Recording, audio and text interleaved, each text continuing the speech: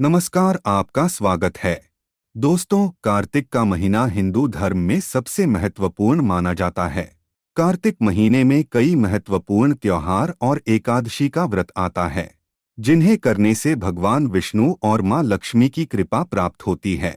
कार्तिक मास के शुक्ल पक्ष की एकादशी को देव उठनी एकादशी के नाम से जाना जाता है। इस एकादशी का महत्व सबसे अधिक बताया जाता है, जिसके बाद द्वादशी तिथि को भगवान विष्णु के शालिग्राम रूप के साथ तुलसी का विवाह संपन्न किया जाता है। इसे त्योहार को हम तुलसी विवाह के नाम से जानते हैं। यह दिन सभी विवाहित दाम्पत्यों के लिए महत्वपूर्ण होता है। देव उठनी एकादशी के दिन भगवान विष्णु 4 महीने की योग निद्रा के बाद जागते हैं और तभी से सभी मांगलिक कार्यों की शुरुआत होती है। इसीलिए सबसे पहला मांगलिक कार्य भगवान विष्णु और तुलसी का विवाह किया जाता है। इससे जीवन में सुख समृद्धि आती है।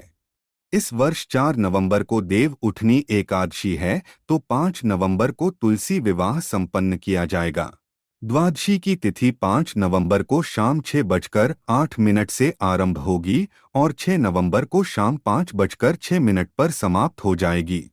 इस दौरान ही आपको तुलसी विवाह संपन्न करना चाहिए, जिससे आपको इसके शुभ परिणाम प्राप्त होंगे।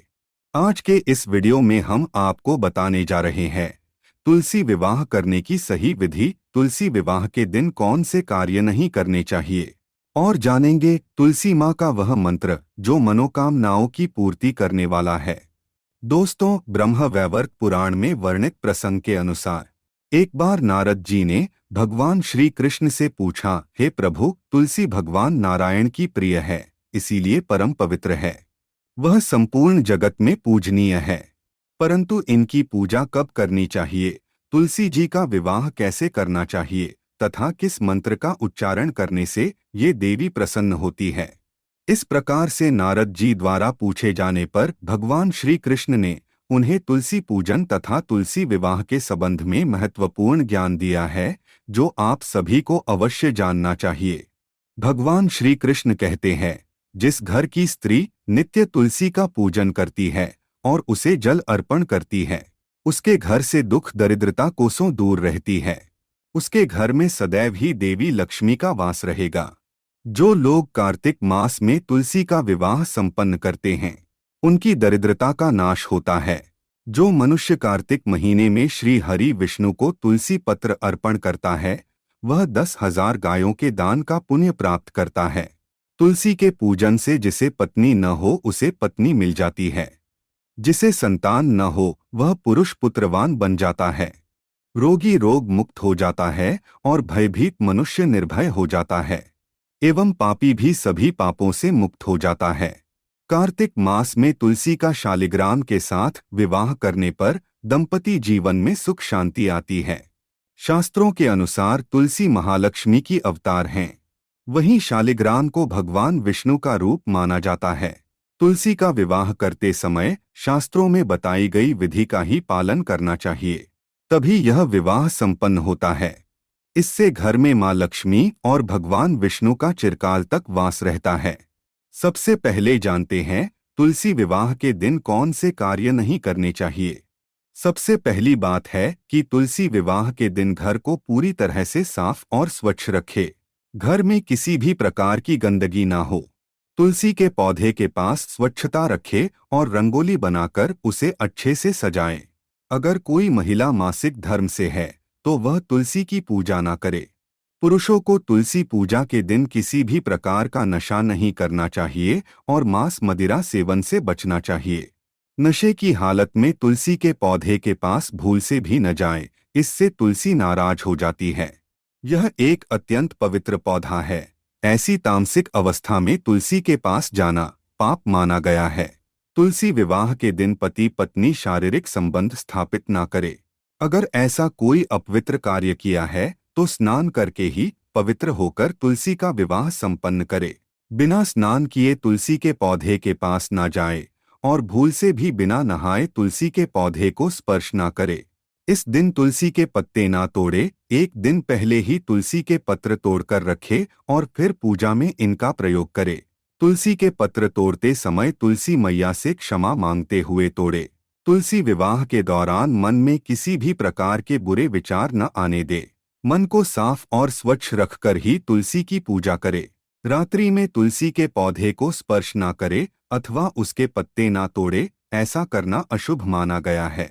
रात्रि में तुलसी का पौधा निद्रा अवस्था में होता है, ऐसे में पत्ते तोड़ने पर पाप ही लगता है। तुलसी जी का विवाह करते समय तुलसी को सुहाग का सामान अवश्य चढ़ाएं। इससे अखंड सौभाग्य की प्राप्ति होती है। तुलसी विवाह के दौरान तुलसी के पौधे के पास शालिग्राम रखें और उस पर तिल चढ़ाएं। पूजा में तुलसी और शालिग्राम को दूध में भीगी हल्दी का तिलक अवश्य करे। शालिग्राम पर तुलसी पत्र रखकर चंदन लगाना चाहिए। तुलसी का विवाह शाम के समय करना ही सर्वोत्तम होता है। तुलसी के गमले के पास गन्ने रखकर मंडप बनाया जाता है। इसके बाद तुलसी के पास शालिग्राम रखकर तुलसी का विवाह संपन्न किया जाता है। विवाह के दौरान तुलसी और शालिग्राम पर अक्षत और फूल डालने चाहिए। विवाह के सभी नियमों का पालन जरूर करना चाहिए। तुलसी विवाह के बाद भगवान विष्णु की आरती करें और प्रसाद में तुलसी पत्र डालकर उन्हें भोग लगाएं। उसके पश्चात 11 बार तुलसी की परिक्रमा करें। तो इस प्रकार से आप तुलसी का विवाह संपन्न करें। वहीं इस दिन कुछ खास उपाय करने से वैवाहिक जीवन से जुड़ी समस्याएं खत्म हो जाती है, जिसके परिणाम स्वरूप शादीशुदा जीवन में हमेशा खुशहाली बनी रहती है। तुलसी विवाह के दिन सुख शांति और समृद्धि के लिए तुलसी माँ को चुनरी अवश्य चढ़ानी चाहिए। अक्सर लोग घर में तुलसी का पौधा तो लगा देते हैं, लेकिन उनसे यह गलती हो जाती है कि वे तुलसी माँ को चुनरी नहीं चढ़ाते हैं, जिसके कारण उन्हें तुलसी लगाने का शुभ फल प्राप्त नहीं हो पाता है। हमेशा ध्यान रहे कि तुलसी का पौधा चुनरी के बिना अधूरा होता है। तुलसी विवाह के दिन एक पीला रंग का धागा लेकर अपने शरीर की लंबाई के बराबर नापकर काट लें। इसके बाद उसमें 108 गांठ लगा दें और फिर तुलसी के पौधे के नीचे बांध दें। इसके साथ ही अपनी मनोकामना कहें। जब आपकी मनोकामना पूर्ण हो जाए तो इस धागे को खोलकर जल में प्रवाहित कर दें। तुलसी विवाह के दिन तुलसी के पौधे में थोड़ा सा कच्चा दूध अर्पित करें। दूध चढ़ाते समय ओम नमो भगवते वासुदेवाय इस मंत्र का जाप अवश्य करना चाहिए। तो दोस्तों, इस प्रकार से आप भी तुलसी जी का विवाह अवश्य संपन्न करें। माँ लक्ष्मी और भगवान विष्णु की कृपा आपको प्राप्त होगी। उम्मीद है आपको यह जानकारी अच्छी लगी होगी। वीडियो को लाइक जरूर करें। कमेंट में जय माँ तुलसी और जय श्री कृष्ण अवश्य लिखें। साथ ही चैनल को सब्सक्राइब करना न भूलें। आप सभी का धन्यवाद।